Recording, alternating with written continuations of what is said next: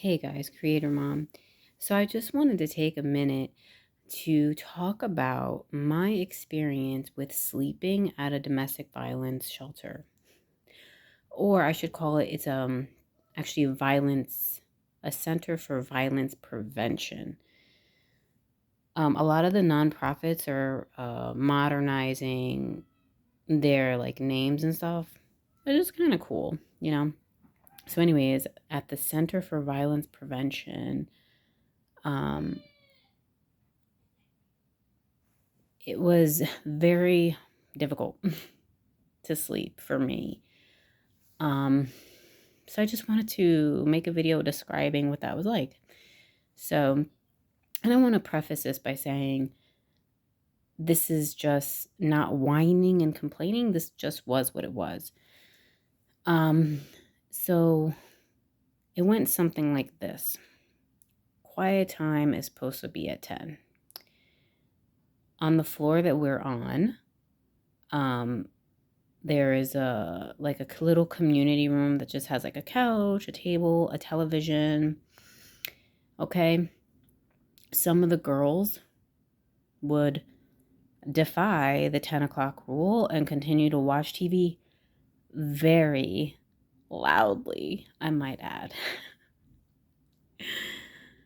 Staying at the shelter, like, really kind of shows you how people, like, they don't really consider others, and this is not all people, but the people here, like, you can experience that. Like, they were not really mindful of, like, oh God, it's 10 o'clock, better turn the TV down, or actually you're supposed to shut it off because TV's supposed to be off by 10 p.m.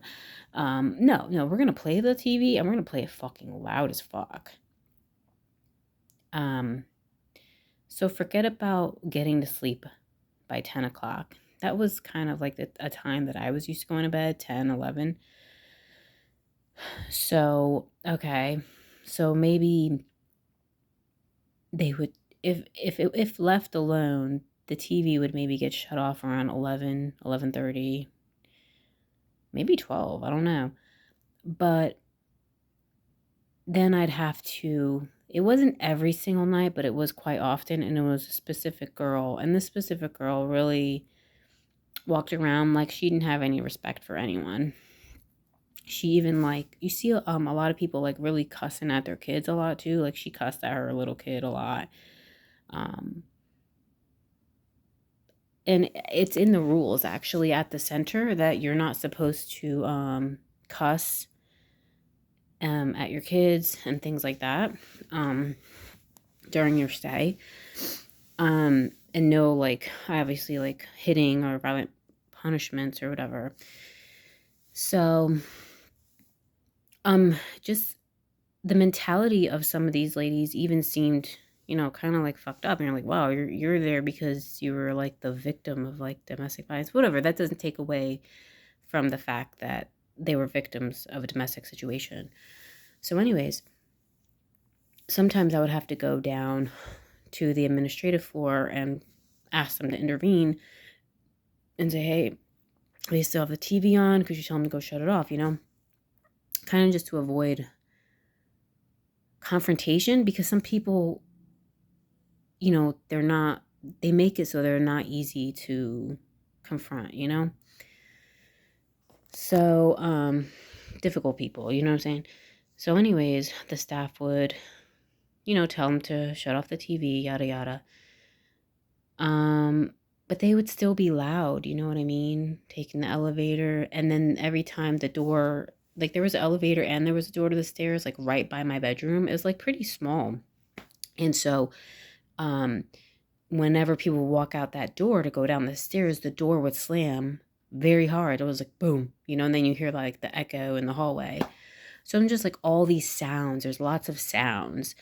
Um, so I wouldn't be going to bed till 12:30, I don't know. And then after that, we would have to listen to this lady cussing at her kid in the room right next to us. because the walls were like paper thin, and this woman, this was especially when we first got there, she would cuss at her little kid, like toddler, talking about toddler, like, get the fuck off me, get the fuck off me. So we would have to hear that in the middle of the night. And then it did get a little better because she eventually got kicked out. So we'd get another roommate, but that came with its own issues. Like the next roommate we had, they would, not roommate, but neighbor, they would play the phone really loud all night long. So and another thing was, not only was there a wall, but there was like a vent on top of the wall that allowed sound to come straight through to our side. And also when they would flick on the light, say they didn't want to go to bed, they left their light on, the light would shine straight through into our room, like our light was on, that's how bright it was. So it's kind of like, finally, after they settle down out in the community area, after they turn off the TV, now there are these other sounds that are coming through from our neighbors in the room next door. So yeah, first we had the neighbor that cussed at her child like all night. Then we have the neighbor that and then when that neighbor was there, her roommate, because she only had one child and it was like a 4 bunk room or something, so they had a roommate in that room. So the girl who used to cuss at her baby, like, she would come in and flick the light on in the middle of the night. I'm talking like 1, 2, 3 in the morning. And the girl who was her roommate also had a baby, and she'd wake up and be like, "What the fuck?" and then start fighting. It was like, get really fucking mad, and she'd start screaming at the top of her lungs, slam the door to go downstairs to talk to the staff.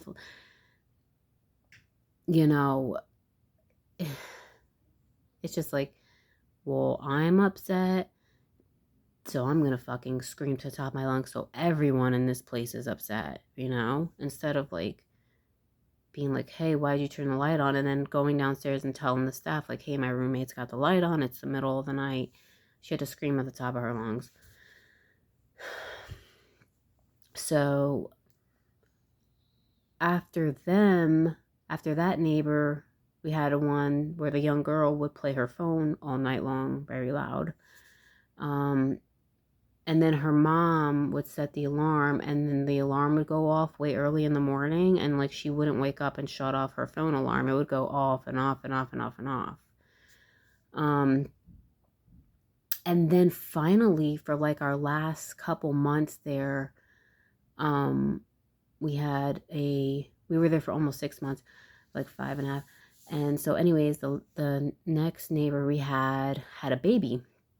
So the baby would cry in the middle. I mean, the other ones had baby too, but you don't really hear them that much. But anyways, the third neighbor we had, the baby woke up a lot in the middle of the night, and he would cry and cough and stuff like that. And he had a really loud, like, deep, like, cry. But then she was like way nicer. Like, you could tell, like, she was just way more mindful. Like, she would hurry up and get up and give him his bottle and, try to soothe him and stuff like that. She wouldn't like be loud, like, what the fuck you want? Like, that's where other people like cuss at their kids. Like, she was just very quiet, get up, get the bottle, whatever. So we'd have to, like, hearing the baby cry, which, how you can't really get angry at that. You know what I'm saying? It's a baby and it's crying. Like, you can't help that. So, but the adults acted worse than children, in this place. So, and not that children are bad, but you know what I mean? Like, the adults kind of acted like, with a lack of a lot of self-control. And then, so that was like what would happen in the chunk of the middle of the night. And then by the time you get to sleep, the staff would come and clean the bathrooms in the middle of the night, or early morning, I should say, like 4 a.m. or like 4 a.m. And the bathroom was connected to my room. It was very close. So and they were not like very mindful either. They would slam the toilet lids down, just, slam stuff around. Like, they weren't like cleaning like in a mindful way, like, okay, these people are in here like sleeping. Another barrier to getting good sleep was they would do room checks 2 times a night. One like around 11 or something like that, or 12, and another one like late, 3, 4 in the morning. So, pretty ridiculous. And so there was that could wake you up when they open your room, they peek in, and then the light from the hallway could come in. You know what I'm saying? If you're a light sleeper, you can get woken up easily. So there was that. There was the cleaning in the bathroom and the community area that they were doing, moving stuff around, slamming things around in the middle, in the early morning. Um, and then by the time you know it, people are getting up maybe to go to work or something. So then you have noise from people doing that, turning on the shower. And so, yeah, that's kind of like what a night was like. And it was the roughest at first, but some nights were better than others, especially if people were like obeying the rules about like being quiet at 10. That was helpful. But yeah, I would say that whole experience pretty much shifted our sleeping experience. Um, Trying to think. I think that was about it. And then, traumatizing fire alarm going off in the middle of the night. I think it happened twice in the middle of the night. Um, a very loud commercial fire alarm, not just the house one that goes beep beep beep. This is like the commercial shit, fire alarm sirens. One of my kids had a really traumatic experience, falling off the top bunk. It happened one night and it was fine. I think it was at night. And then the next night it happened. The next time it happened, it was also in the middle of the night. And for some odd reason, he was sleeping in the top bunk and his face was towards the ladder, towards the opening of the bunk. I don't know why, but sometimes when you sleep, you like move around. And so when the fire alarm went off up there, he kicked back onto the wall and thrusted forward. So that was pretty awful. I didn't even, he just woke me up and he was like, I fell. And I'm like, oh my God. Like it all like happened so fast and all at the same time. So, he's still kind of to this day when the fire alarm goes off in the house, like if the toaster smokes or something like that, he's very like alert about that. He's like, I'm like, it's okay. It's just some smoke or whatever. Um, and sometimes our neighbors hear fire alarms go off because they're very sensitive, like to any little smoke, like from the oven or something like that. And he's always paying attention to like, their alarm's going off again, like so. Um, Overall, I would say the sleeping experience at this shelter for me, I don't know about other shelters, was pretty traumatic. Another another issue that we faced with getting good sleep was we were there during the winter, but thankfully, um, it was in winter 2022. There was a really cold streak that came in, and we had that this year too. I think where we live, we get like a couple of weeks of a deep cold streak, and during that week where that really freezing ass cold streak came in, we were actually in Florida, which was also like not a good situation, but it was better actually than freezing in our room because we literally, that was another sound. Oh my God. So we had a furnace closet, mechanical closet in our room. And every now and again, the furnace would do this loud banging sound, like a wash machine on spin cycle, intense, sound. So that was another sound thing. But honestly, like I kind of got used to it and it wasn't that bad anymore.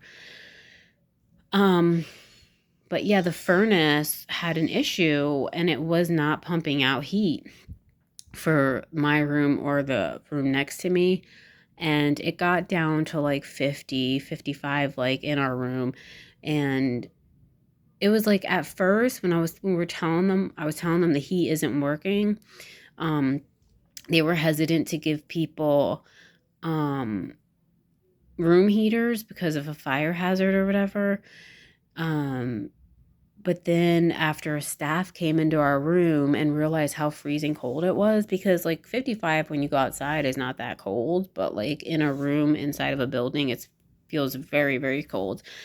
Um and then she realized, like, oh my God, it's cold in here. Like, they need heaters. And they eventually got us them right away. But we were, we did have to go through like feeling cold for a while. We had like, and they couldn't give us like that many blankets. Like, but I learned that's how I learned that layering with sheets on top of a blanket too could like helps really keep you insulated and warm. Like, literally was sleeping with like all my sweater and hat on and stuff like that. And so, yeah, those were some challenges um, to getting good sleep at this place. Um, you just, you kind of just get used to it a little bit. I mean, it's like, what can you do? Sleep as much as you can. And one thing that I did do, I mean, I did pray and things like that, and I did also speak to the staff about can they stop cleaning in the middle of the night? Like, can they wait till like 5 a.m. or something at least? And I think they were pissed off at me at first, like the people who clean, but it's just like, like we have to sleep, you know what I'm saying? Sorry. um, so, for a couple months, they did stop cleaning like so early or whatever. And they were like trying to be more mindful of the noise they were making, like in the middle of the night or early morning. So, yeah, that was that. But then as soon as they caught wind that I was going to leave, like I think they found out I was leaving when I got my place, like a week or so or a few days before I was going to leave. Excuse me. And they picked back up on their cleaning schedule right away. It was so funny. It was like, oh, they found out, oh, she's leaving. Okay, we're going to start cleaning again like earlier. So, yeah, those were like all the noise barriers to getting a good night's sleep. And people would say, like, well, do get a noise machine or something like that. Like, I don't know. Like, I don't really think, I don't never like those type of noises. Like, I don't find those noises comforting. Um, and earplugs have like I don't earplugs kind of have a hard time staying in my ear, and I don't like that either. So I kind of just dealt with it and like did what I could. um I definitely say like kids probably have an easier time sleeping, even though they heard the baby crying and all that stuff too. But I think that they're not as light sleepers as a parent. Like parents, sometimes we hear anything and we like wake up right away. Like, I'm such a light sleeper that like when my dog gets up to stand at the door, like in the middle of the night, say she has diarrhea or something, which doesn't happen all the time, thankfully. But whenever she does, like, I know it's weird. Like, I pop out of my sleep and I know she's standing there. She hasn't, sometimes she might do a little like very, like, small sound. But like, usually when I pop up, she hasn't made any sound. She's just standing there in front of the door. And like, I somehow know that she has to go out and she's standing by the door. So it's like interesting how you can be like kind of connected with your pets like that. So yeah, parents can be light sleepers, so kids might have an easier time like not waking up in the middle of the night with like certain little sounds and stuff like that. So I just wanted to share that experience with you all and be encouraged.